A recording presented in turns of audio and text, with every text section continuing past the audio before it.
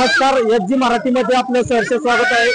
सागर, आज आपण पुरंदर तालुक्यातील दिवे घाटामध्ये आहोत आणि दिवे घाटामध्ये माझ्या पाठीमागे पाहू शकता आपण निसर्गरम्य परिसर आहे आणि या दिवे घाट संत श्रेष्ठ ज्ञानेश्वर महाराज पालखी सोहळ्यानिमित्त लाखो भाविकांच्या उपस्थितीमध्ये फुलून गेलेला आहे। तरी दिवे घाट म्हणलं तर वारीमध्ये सगळ्यात मोठा अवघड टप्पा असतो आणि या दिवे घाटामध्ये लाखो भाविक सकाळपासून दिवे घाटाचा अवघड टप्पा आपल्या वाजत गाजत नाचत अभंग भजन कीर्तन म्हणत हा टप्पा पार करत असतात। पाहू शकता आपण माझ्या पाठीमागे लांबची लांब अशा रांगा आहेत आणि हा दिवे घाटा वेडीवाकडी वळण चढून दिवे घाटा वरती येत असते आणि लाखो भाविकांची उपस्थिती आहे। तरी पाहू शकता प्रशासनाच्या वतीने अतिशय जय्यत तयारी केलेली आहे। तरी पाहू शकता आपण दिवे घाटामध्ये लाईव्ह दृश्य।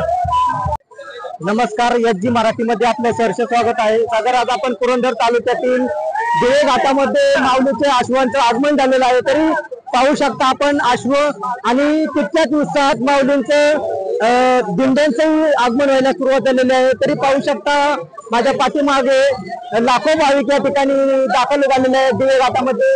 दिवे घाट म्हटलं की संत श्रेष्ठ ज्ञानेश्वर महाराज, संत श्रेष्ठ सोपानकाका महाराजांचे या ठिकाणी संत सोपानकाका महाराजांची कर्मभूमी आहे आणि छत्रपती संभाजी महाराज तसेच आद्य क्रांतीवीर राजे उमाजी नाईक यांची कर्मभूमी आहे। तरी पाहू शकता आपण दिवे घाटातील नवे दृश्य लाखो भाविकांच्या उपस्थितीमध्ये थोड्या वेळामध्ये संत श्रेष्ठ ज्ञानेश्वर महाराजांचं पालखी सोहळ्याचं आगमन होणार आहे। तरी दिवे घाटामध्ये थोड्याच वेळात संत श्रेष्ठ ज्ञानेश्वर महाराजांचं आगमन होत आहे। पाहू शकता आपण।